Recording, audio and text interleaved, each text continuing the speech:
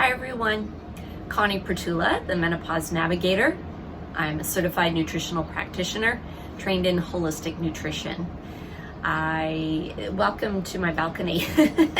Not that you can see much of it, but I thought I would record this outside. It's a beautiful day today. I also wanted to just sort of, just talk a little bit about some of the things that I advise clients. And the reason I want to talk about this right now at this time is because of, the change in our situation.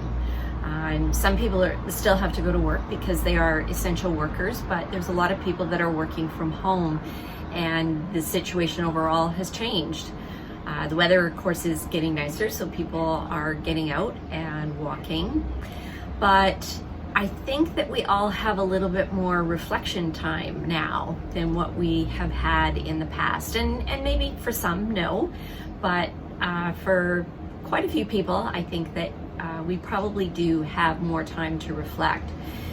So what I wanted to talk about is the things that I advise my clients when I first start working with them. And a big part of that when I'm working with my clients is I want them to learn, and I help you learn this, but I want clients to learn how to listen to their body.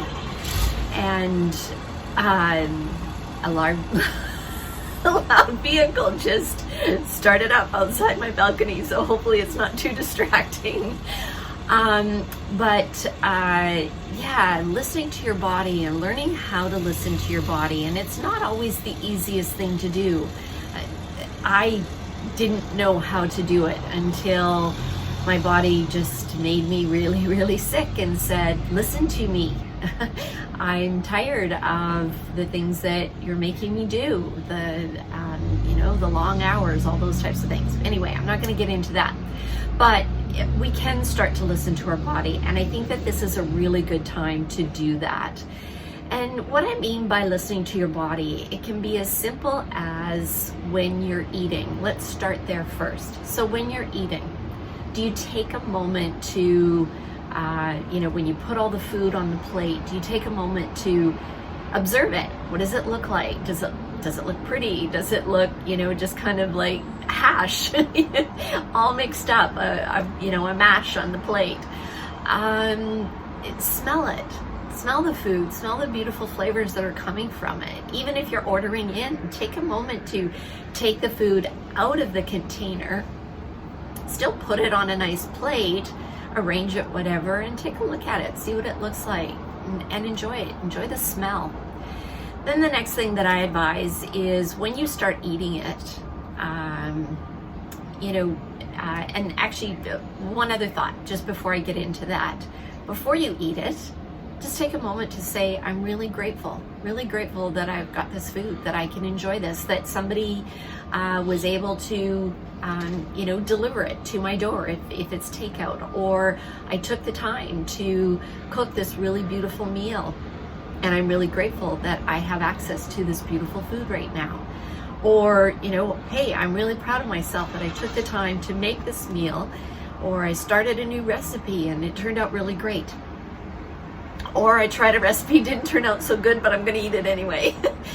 Then when you actually eat it, when you take that first bite, are you watching TV, or are you sitting and talking to somebody and not really noticing the flavor of the food? The textures. I'm a texture person. I love textures in food. So that's a big part of what, when I take my first bite, it's like, what are the textures that I'm feeling here and enjoying? And do you take time to eat your food slowly? They usually recommend 20 or 30 chews, and some people go, I'm not going to, count the number of chews when I'm eating my food. But hey, try it the odd time and see, do you chew your food that well, or do you swallow it way before it's really broken down? As they say, our stomach doesn't have teeth, so it can't break things down. It's our teeth that do that in the first place. So when you're eating your food, take time to chew it, eat it slowly, really taste it. enjoy the textures. And then, before you shovel the next, bite into your mouth. And hey, when there's something really good that I've made and it tastes really delicious, it's hard for me sometimes to just not gobble it all up because I'm really enjoying it. Or if I'm really, really hungry, gobbling it up quickly. But I do, I say to myself, whoa, slow down. And one of the things that I have noticed during this time is my food is lasting way longer. So the ingredients that I'm buying to make the meals is lasting way longer. And I think that that's partially because I maybe have a different appreciation for what I'm able to go and buy right now, what I have access to. So it's more a mindset of, do I need to eat as much as what I have in the past? And I'm not saying starve yourself or anything, but have I eaten mindlessly in the past and eaten more than what I normally would? And hey, just because I'm a nutritionist doesn't mean I eat perfectly all the time. No, not at all. I know how to eat for what's healthy for my body, but no, I'm not always perfect. It's sort of that 80-20 rule. If 80% of the time you're doing what's right for your body and eating what's right for your body, and 20% of the time you're not, that's okay. And if there's days, and that's one of the things that I always feel so bad about, is that when I'm working with a client, they'll sometimes say to me, well, I feel so bad because I ate so awful yesterday and I'm actually embarrassed to tell you that. And I just say to them, hey, you know what? Let's sit down. Let's talk about why you ate that way. What triggered that? And what did you do this morning when you got up? And a lot of times they'll say, well, yeah, I just, the day just kind of slid and I let it slide, but I woke up this morning and just said, I'm not going to do that again. And I just decided that I'm, going to treat my body better today. I'm going to make better choices. And in this time when we're stressed, eating comfort food is a big part of it. We're all going to turn to that comfort food at different times. We're all coping with this the best that we can. So just to get back to that. So when you're eating, there is a signal in your body that once you're full, and this is really hard for people to get used to, but once you're full, you actually will take a bit of a sigh. It'll be sort of that, and then you look at your plate and there's still food on it, and you say to yourself, oh well, I'll just finish it because, for some of us, that's what I was taught at home. I had to finish everything on my plate. So some people force themselves to eat those last few bites when, they've taken that sigh and they actually feel kind of full, but they force themselves to eat those last few bites. That sigh is actually that signal that you've eaten enough. The other part of it is when you're eating really fast, it's hard to recognize that sigh. And it'll take you a while to really notice that, but hey, you've got time now, so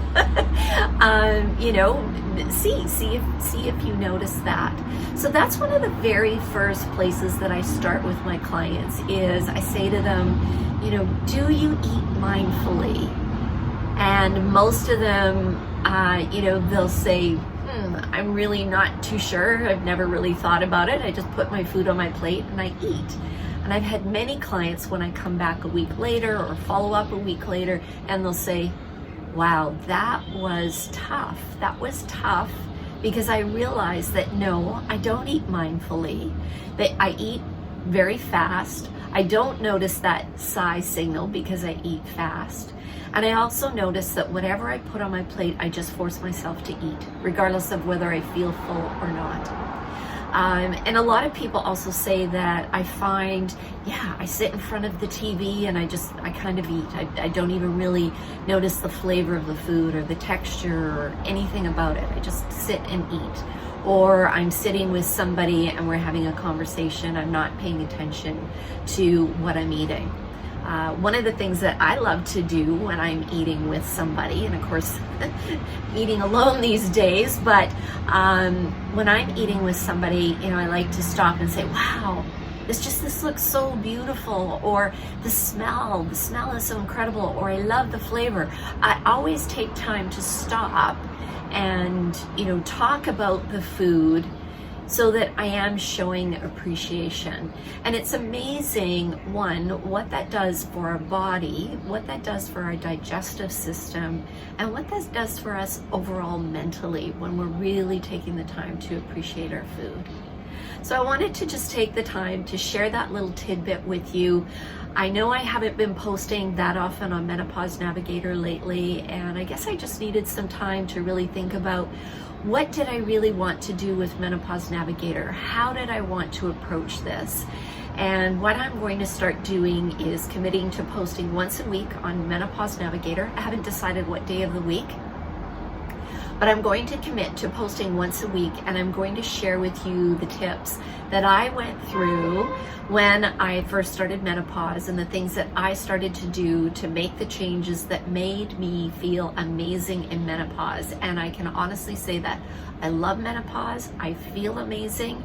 Did it take work? Did it take time? Absolutely. No quick fix.